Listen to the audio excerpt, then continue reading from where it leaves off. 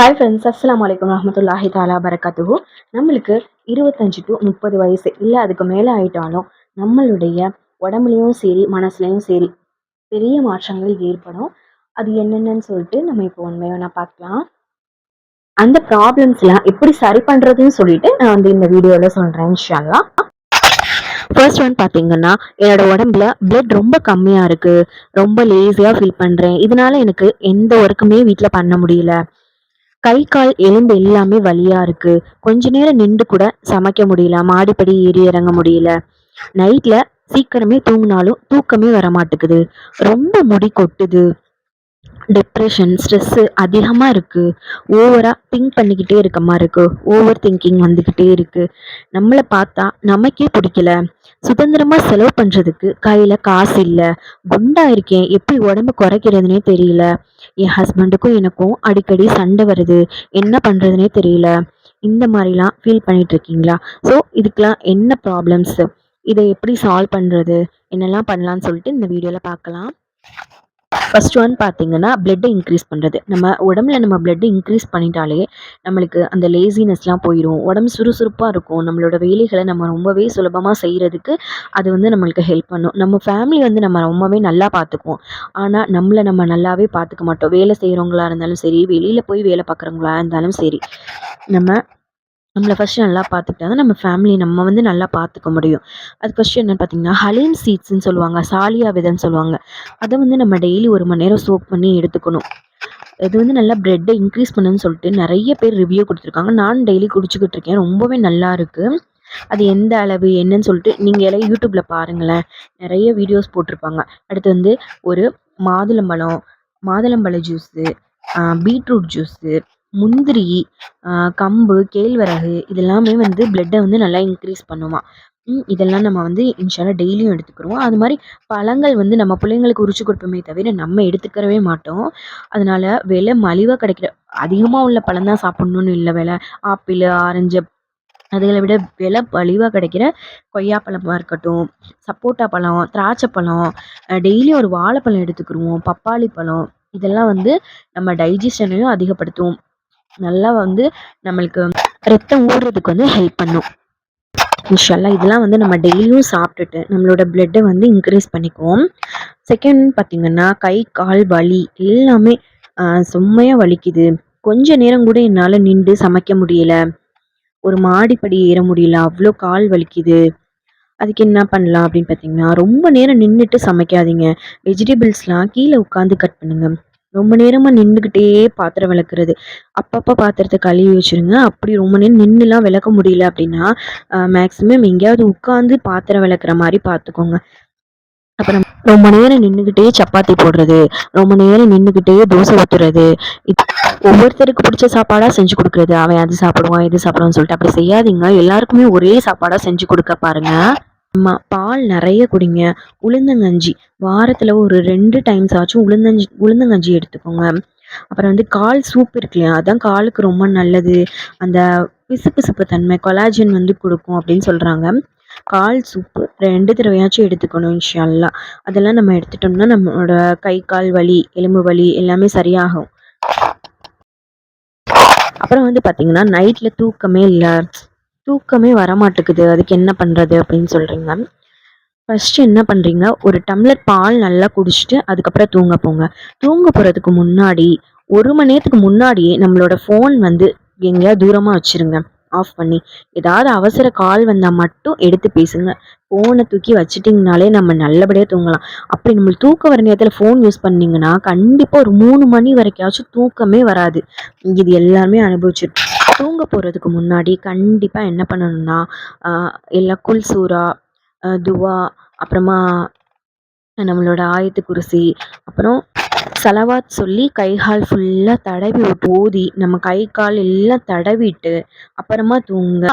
தஸ்பீஹ் ஓதிக்கிட்டே தூங்குங்க. கண்டிப்பாக நம்மளுக்கு ரொம்ப நல்லா தூக்கம் வரும்.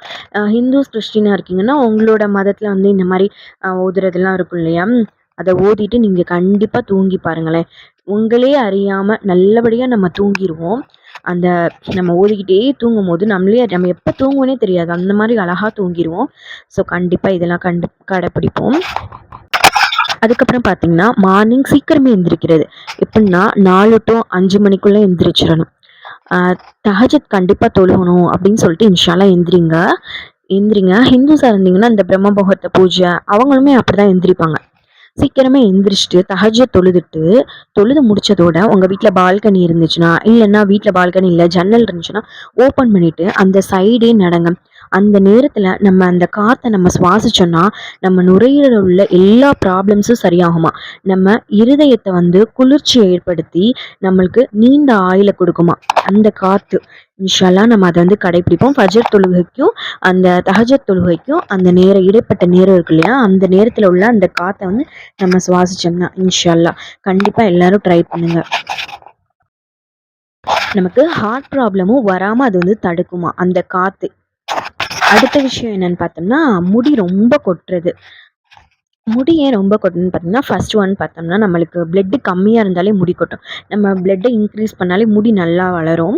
அதுக்கப்புறம் பார்த்திங்கன்னா ஓவர் ஹீட்டாக இருந்தாலும் தலை முடி கொட்ட ஆரம்பிக்கும்.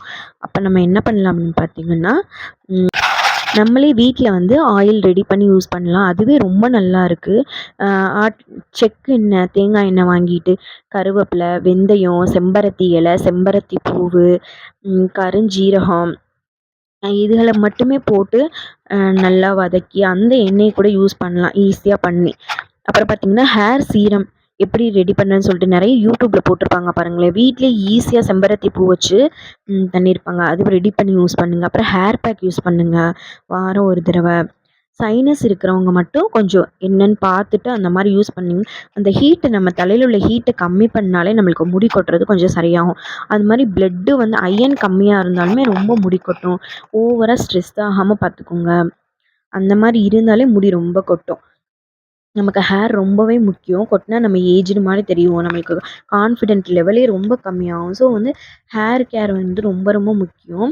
அப்புறம் பார்த்திங்கன்னா பயோட்டின் லட்டு அப்படின்னு சொல்லிட்டு நீங்கள் யூடியூப்பில் பாருங்களேன். பயோட்டின் லட்டு செஞ்சு காட்டுவாங்க. அது டெய்லியும் செஞ்சுட்டு டெய்லியும் ஒரு லட்டு சாப்பிட்டாலே போதும். முடி நல்லா வளரும் அப்படின்னு சொல்கிறாங்க. அடுத்து பார்த்திங்கன்னா டிப்ரெஷன், ஸ்ட்ரெஸ் அதிகமாக இருக்குது. அதுக்கு என்ன பண்ணுறது அப்படின்னு சொல்லிட்டு பார்க்கலாம். நம்ம எப்போ பார்த்தாலும் ஒரு வேலை பண்ணிக்கிட்டு இருக்கோம்னு பார்த்திங்களேன், சும்மா நம்ம வேலை செஞ்சுட்டு போதே நம்ம மைண்டில் அது அப்படி இருக்குமோ, இது இப்படி இருக்குமோ, ஓவராக லேடிஸை பொறுத்த வரைக்கும் நம்ம எப்போவுமே ஓவராக திங்க் பண்ணிக்கிட்டே இருப்போம்.